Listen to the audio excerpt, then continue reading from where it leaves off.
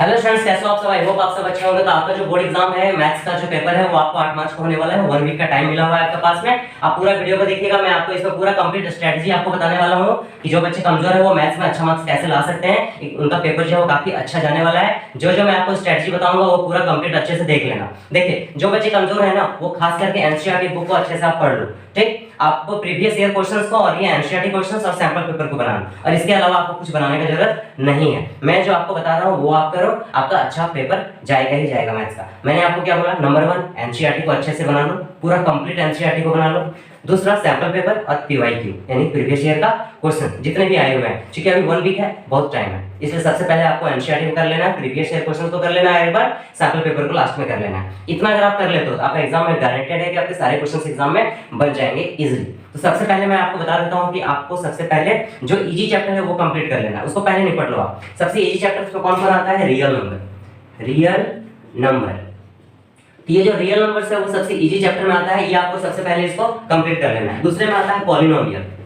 Polynomials, polynomials भी काफी easy है, आपको इसको अच्छे से कंप्लीट कर लेना है। सबसे पहले जो चैप्टर इजी है ना वो सबसे पहले आप कर लो।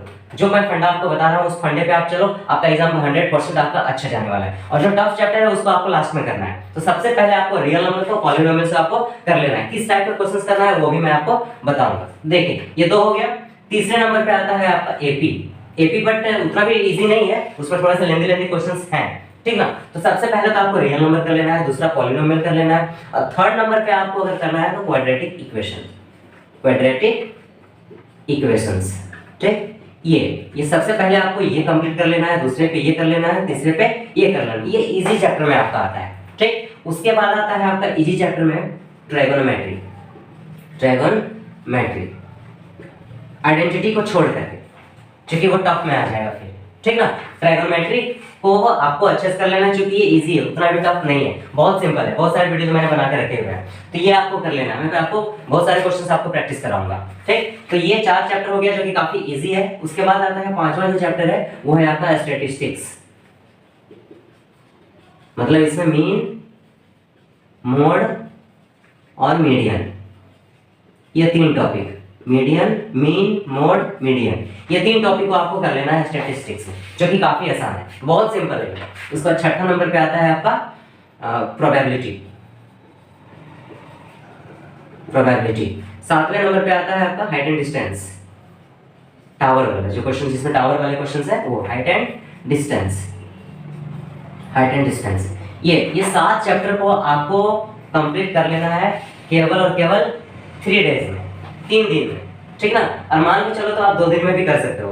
तो आपका आज 1 तारीख हो गया, 2 3 4 5 6 7, 6 दिन बचा हुआ है। तो आई थिंक मेरे हिसाब से आपको 2 दिन में ही कर लेना है इसको, केवल और केवल 2 डेज में आपको कंप्लीट कर लेना है। इसको कंप्लीट करने के लिए आपको ज्यादा दिन नहीं चाहिए, मुश्किल से आपको 1-1.5 घंटा चाहिए। 1-1.5 घंटा में आपको ये पूरा चैप्टर अच्छे से रिवीजन हो जाएगा, ठीक। इसमें आपको क्या रिवीजन करना है, आपको प्रूफ, मैं आपको जो बता रहा हूँ वो क्वेश्चन 100% छपेगा एग्जाम में, गारंटेड, 110% गारंटी आपको मैं बता रहा हूँ कि एग्जाम में 100% छपेगा ही छपेगा। कौन सा क्वेश्चन?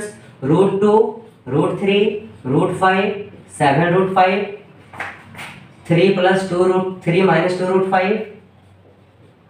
ये आपको प्रूफ करना है कि proof that √2 is a irrational number. ये इरेशनल नंबर है, ये भी इरेशनल नंबर है, ये भी इरेशनल नंबर है। ये आपको प्रूफ करना है। ये 100% आप 15 साल का क्वेश्चन जाके उठा के देख लो, आपको मिल जाएगा। तो ये क्वेश्चंस आपको कर लेना है इसमें। और आपको एचसीएफ एलसीएम निकालने के लिए आना चाहिए। एचसीएफ एंड एलसीएम किसका, जैसे मान लो ये आगे अभी 26 एंड 91 का एलसीएम निकालिए और एचसीएफ निकालिए। इस टाइप के क्वेश्चंस को आपको देख लेना है। और a × b = एचसीएफ × एलसीएम, इससे रिलेटेड क्वेश्चंस को आपको देख लेना है। ये सारे क्वेश्चंस मैं आपको प्रैक्टिस करवाऊंगा, आपको परेशान नहीं होना है। तो इससे रिलेटेड क्वेश्चंस को आपको देख लेना है, एचसीएफ एलसीएम आपको निकालना आना चाहिए। और ये तो 100% छपा हुआ है, फिक्स है, गारंटेड क्वेश्चन है ये तो एग्जाम में आएगा ही आएगा। आपको क्वेश्चन पेपर जाके निकाल के देख लेना, आपको ये छपा हुआ मिलेगा, ठीक। तो ये चीज आपको कर लेना है। और कुछ क्वेश्चंस आपको वर्ड प्रॉब्लम का बना लेना है, बस रियल नंबर खत्म। यानी कि 1 से 1.5 घंटा का काम है आपको रियल नंबर बनाने में। वो 1 से 1.5 घंटा में बहुत ज्यादा हो गया, ठीक है। ये चीज आप कर लो, रियल नंबर आपका कंप्लीट हो जाएगा, ठीक। ये हो गया। उसके बाद पॉलिनोमियल में आपको क्या करना है, पॉलिनोमियल में एक्सरसाइज 2.2 को अच्छे से कर लेना है ना।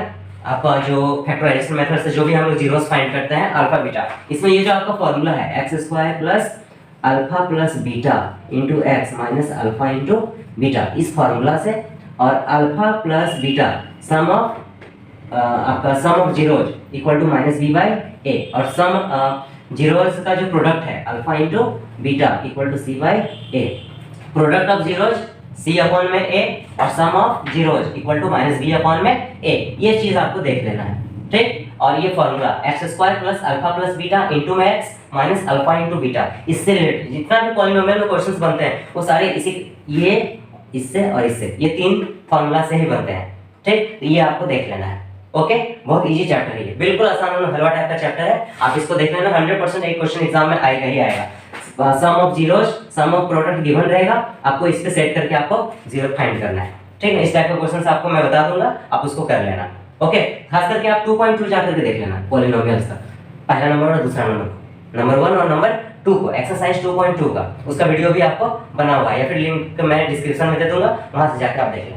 ये 100% आपका एग्जाम में आएगा 2.2 से, 100% एग्जाम में आना ही आना है 2.2 से, क्योंकि उस कैटेगरी के अलावा दूसरा कैटेगरी का क्वेश्चन है ही नहीं आपका। अगर एक्स्ट्रा क्वेश्चन आपको बनाना है तो फिर आरएस अग्रवाल में आपको बहुत सारे क्वेश्चंस मिल जाएगा, ठीक। तो आरएस अग्रवाल का भी पूरा पॉलिनोमियल का, पूरा आरएस अग्रवाल का पॉलिनोमियल का सॉल्यूशन मैं वीडियो बना करके इस चैनल पर डाला हुआ, उसका भी लिंक आपको डिस्क्रिप्शन में मिल जाएगा, जाके देख लेना, ठीक। तो ये हो गया क्वाड्रेटिक इक्वेशंस में आपको क्या करना है। क्वाड्रेटिक इक्वेशन में ये जो आपका फॉर्मूला है मैं आपको बता देता हूँ, d equal to B square minus 4ac और x equal to minus B plus minus root D upon में 2a, ये इससे रिलेटेड जितने भी क्वेश्चन आप देख लेना, और आपको फैक्टराइजेशन आना चाहिए। जो भी बच्चे मैथ्स पढ़ते हैं, अगर जो मैथ्स पढ़ने वाले बच्चों को अगर फैक्टराइज करना नहीं आता है, समझ जाओ वो मैथ्स उनको नहीं आता है। जो भी बच्चे, ध्यान से सुनना, जो भी बच्चे मैथ्स पढ़ते हैं अगर उनको फैक्टराइज करना नहीं आता है, समझ जाओ वो मैथ्स नहीं जानते हैं, कुछ भी नहीं, ठीक। तो आपको फैक्टराइजेशन करना आना चाहिए, अगर नहीं आता है तो आज ही सीख लो, है ना।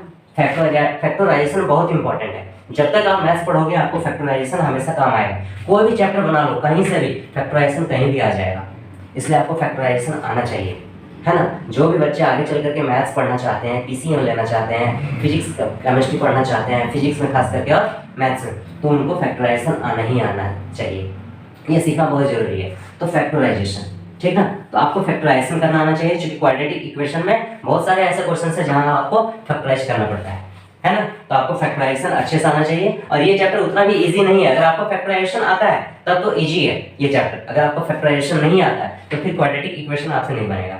क्वाड्रेटिक इक्वेशंस को बनाने के लिए फैक्टराइजेशन का सीखना आपको बहुत जरूरी है, तभी आपको ये चैप्टर इजी लगेगा, अदरवाइज ये चैप्टर आपके लिए टफ लगेगा।